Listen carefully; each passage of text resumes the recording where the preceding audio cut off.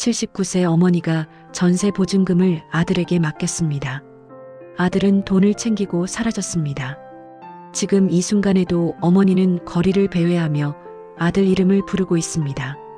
94세 아버지는 평생 일당 2만 5천 원짜리 잔디깎기 일을 하며 모은 5,500만 원을 아들한테 빼앗겼습니다. 치매 진단을 받은 순간 집 명의까지 아들 앞으로 넘어갔습니다. 이게 지금 대한민국에서 벌어지고 있는 일입니다. 치매에 걸린 노인들이 가장 가까운 사람들한테 재산을 빼앗기는 일이 생각보다 훨씬 많이 벌어지고 있다는 사실입니다. 동아일보 취재팀이 전국 노인보호전문기관에서 받은 경제적 학대 판정서 379건을 분석했어요. 그 안에 담긴 내용을 보면 정말 마음이 아픕니다. 치매 노인의 연금 통장에 빨대를 꽂아서 돈을 빼가는 자식들 이야기도 있고요. 인감증명서를 위조해서 아예 집 명의를 자기 앞으로 돌려버린 경우도 있습니다. 오늘은 이 문제를 함께 살펴보려고 합니다. 도대체 누가 치매 노인의 재산을 노리는지, 어떤 방식으로 돈을 빼앗아가는지, 그리고 우리가 어떻게 주의해야 하는지 자세히 짚어보겠습니다. 먼저 현재 상황부터 정리해 드릴게요. 동아일보가 분석한 379건의 경제적 학대 사건을 보면 정말 놀라운 사실이 드러납니다. 치매 노인의 재산을 노린 가해자들이 낯선 사기꾼이 아니라는 점입니다. 무려 95.8%가 가족이나 요양보호사처럼 피해자와 가장 가까운 사람들이었어요. 구체적으로 살펴보면 이렇습니다. 가장 큰 비중을 차지한 건 아들, 딸 같은 가족이었는데요. 전체의 52%를 차지했습니다. 그러니까 절반 이상이 자기 부모나 조부모한테서 돈을 빼간 거죠.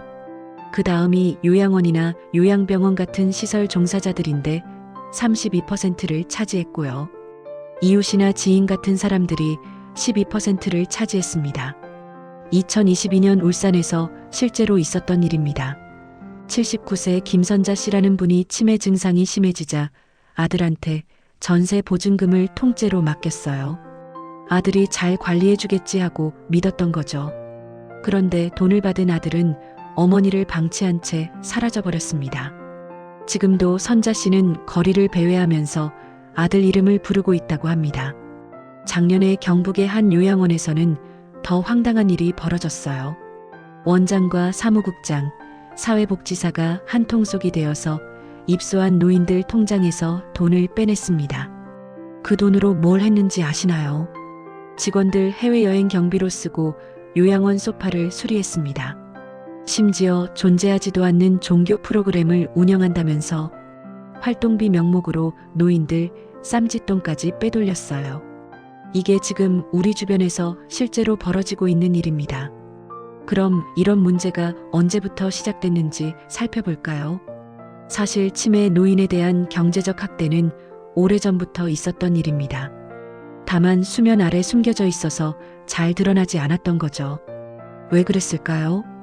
가족 안에서 벌어지는 일이다 보니까 밖으로 알려지기가 어려웠기 때문입니다. 노인보호 전문기관에서 이런 사건들을 발견하는 경우를 보면 대부분 우연히 알게 됩니다.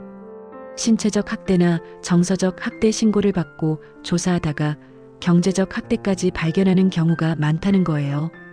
한국노년학회 이현지 교수는 이렇게 말합니다. 수면 아래 숨겨진 사냥은 우리가 파악한 것보다 훨씬 거대하고 조직적일 것이라고요. 왜 이런 일이 생기는 걸까요? 여러 가지 이유가 있습니다. 첫째는 치매 노인이 스스로 피해 사실을 인지하지 못한다는 점입니다. 기억이 흐릿해지다 보니까 자기 통장에서 돈이 빠져나가는 걸 알아차리기 어려운 거죠. 둘째는 가족이라는 이유로 침묵하는 경우가 많다는 겁니다. 다른 가족들이 알아도 그래도 식구인데 하면서 참고 넘어가는 경우가 있어요. 셋째는 제도적 장치가 부족하다는 점입니다. 치매 노인의 재산을 보호할 수 있는 법적 장치가 충분하지 않아요. 성년후견인 제도가 있긴 하지만 이용률이 낮고 절차도 복잡합니다. 그럼 이 사람들이 어떤 방식으로 치매 노인의 재산을 빼앗아가는지 자세히 살펴보겠습니다. 크게 3가지 유형으로 나눌 수 있는데요. 연금을 착취하는 기생형, 폭력으로 돈을 뜯어내는 협박형, 그리고 목돈을 한 번에 가로채는 거액 사냥형입니다. 먼저 기생형부터 말씀드릴게요. 379건 중에서 126건이 이 유형이었습니다. 이 사람들은 별다른 직업 없이 치매 노인의 연금이나 기초생활생계급여에 기생하는 방식을 택합니다. 노인이 죽을 때까지 빨대를 꽂고 소액을 야금야금 빼가는 거죠. 2022년 서울의 한 요양원에 입소한 81세 노인 이야기입니다. 이분은 매달 100만 원씩 들어오는 공무원 연금이 있었어요. 노후 걱정 없겠다 싶었는데요. 통장을 관리하겠다고 가져간 딸이 어머니 연금으로 인터넷 쇼핑을 즐겼습니다. 정작 어머니 요양원비는 2달 넘게 연체됐고요. 두 번째는 협박형입니다. 45건이 이 유형이었는데요. 인지 능력이 떨어진 노인을 공포로 몰아넣어서 돈을 뜯어내는 방식입니다. 2023년 전북에서는 82세 노인이 딸이 들이민 과도 앞에서 벌벌 떨었어요. 딸이 죽여버린다며 협박한 이유가 뭔지 아세요? 자기가 쓰던 어머니 통장을 감췄다는 이유였습니다. 이 어머니는 2016년부터 4차례나 딸을 신고했지만 상황은 제자리 걸음이었습니다. 그런데 여기서 더 놀라운 게 있습니다. 세 번째 유형을 들으시면 정말 충격받으실 겁니다. 세 번째는 거액 사냥형입니다. 40건이 이 유형이었는데요. 인감증명서나 등기 서류를 위조해서 부동산이나 목돈을 한꺼번에 가로채는 대담한 수법입니다. 경남 창원시에 사는 94세 노인 이야기를 들어보세요. 아들이 아버지가 치매에 걸리자 몰래 요양병원에 입원시켰습니다. 그러고 나서 아버지 집 명의를 자기 앞으로 돌렸어요. 그것도 모자라서 아버지 통장에 있던 5,500만 원까지 싹 찾아갔습니다. 이 돈이 어떤 돈인지 아시나요? 아버지가 젊은 시절 일당 25,000원짜리 잔디깎기 일을 하면서 평생 모은 피땀 어린 돈이었습니다. 뒤늦게 다른 가족들이 사실을 알고 돈을 되찾으려고 했지만 이미 늦었어요. 아들이 돈을 자기 아들한테, 그러니까 손자한테 송금하고 사망해버린 뒤였습니다. 경북에서는 더 황당한 일도 있었습니다. 2022년 7월에 이웃집 사위가 치매 노인을 시청에 데려가서 양자 입양 신고를 했어요. 재산 상속권을 노린 거죠. 노인은 갸가와 그라노.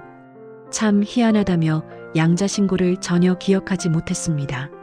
조사에 나서자 이 사위는 뻔뻔하게 우리 엄마 지금 어딨어요 라며 피해자를 만나게 해달라고 했다고 합니다.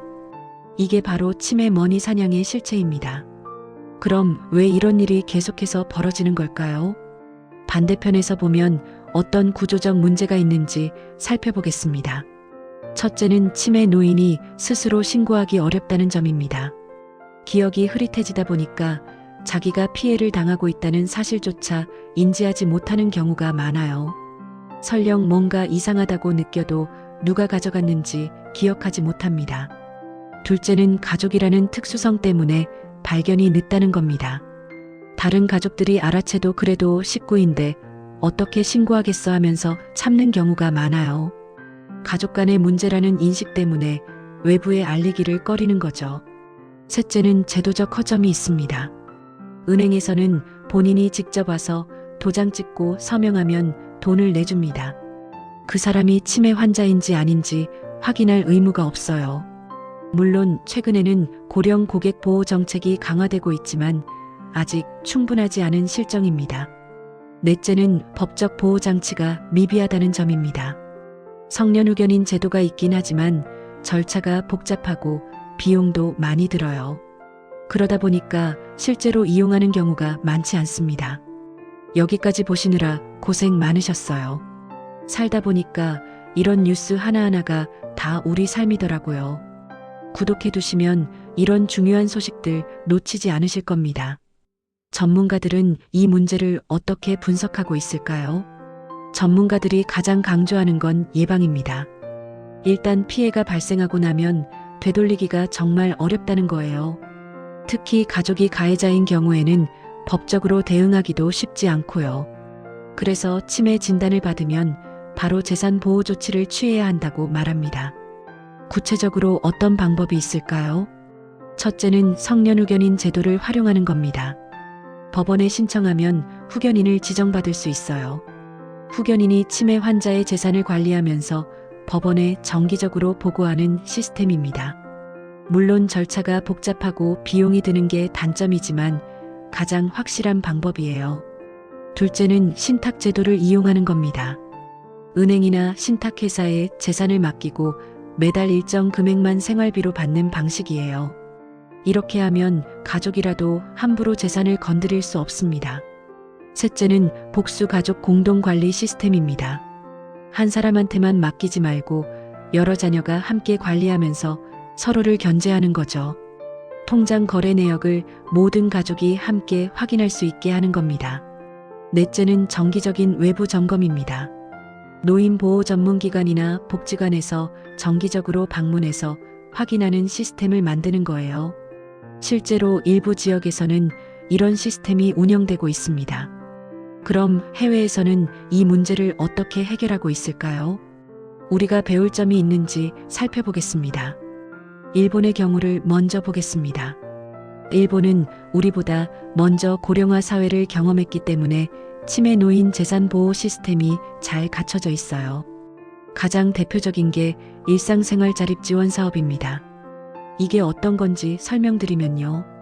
치매나 지적장애가 있는 사람들을 위해서 사회복지협의회가 일상생활을 지원하는 겁니다. 통장 관리부터 공과금 납부, 복지 서비스 이용까지 도와주는 거죠.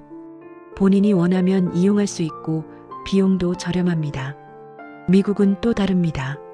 주마다 조금씩 다르긴 하지만 대부분 금융 착취 신고 의무 제도가 있어요. 은행의 직원이 고령 고객이 이상한 거래를 하려고 하면 의심 신고를 할 수 있습니다. 예를 들어서 평소에 안 하던 큰 돈을 인출을 하려고 하거나 누가 옆에서 강요하는 것처럼 보이면 신고하는 거죠. 캐나다에서는 파워 오브 이톤이라는 제도가 활성화되어 있습니다. 우리말로 하면 재산관리권 위임 정도가 되는데요. 건강할 때 미리 신뢰할 수 있는 사람한테 재산관리를 맡기는 겁니다. 법적 효력이 있어서 나중에 치매에 걸려도 안전하게 재산을 보호받을 수 있어요. 우리나라도 이런 제도들을 참고해서 더 촘촘한 보호망을 만들어야 한다는 게 전문가들 의견입니다. 자, 여기까지 치매 노인 경제적 학대 실태를 살펴봤습니다. 정리하면 이렇습니다. 치매 노인의 재산을 노리는 건 낯선 사기꾼이 아니라 가족, 요양보호사, 지인 같은 가장 가까운 사람들이었습니다. 연금을 착취하는 기생형, 폭력으로 협박하는 협박형, 목돈을 한 번에 가로채는 거액 사냥형으로 나뉘는데요. 일단 피해가 발생하면 되돌리기 어렵기 때문에 예방이 가장 중요합니다. 나이 들면서 느끼는 건데요. 가족이라는 이유로 무조건 믿는 게 정답은 아닌 것 같아요. 물론 대부분의 가족들은 부모를 잘 모시고 있습니다. 하지만 일부에서 이런 일이 벌어지는 것도 사실이에요. 그래서 치매 진단을 받으면 바로 제도적 보호장치를 마련하는 게 중요합니다. 여러분은 어떻게 생각하세요? 만약에 가족 중에 치매 진단받으신 분이 계시다면 재산 관리를 어떻게 하고 계신가요?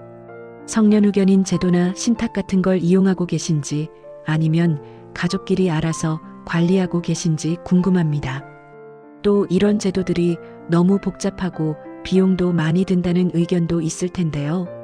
어떤 방식으로 개선되면 좋겠는지도 여러분 생각이 궁금합니다. 주변에 혹시 이런 피해를 당하신 분이 계시다면 노인보호전문기관 전화 1577-1389로 꼭 신고하시기 바랍니다. 늦었다고 생각할 때가 가장 빠른 법입니다. 댓글로 여러분 생각을 꼭 남겨주세요. 우리 부모님 세대와 우리 자신의 노후를 위해서 함께 고민해봤으면 좋겠습니다. 여러분 댓글 기다리겠습니다. 감사합니다.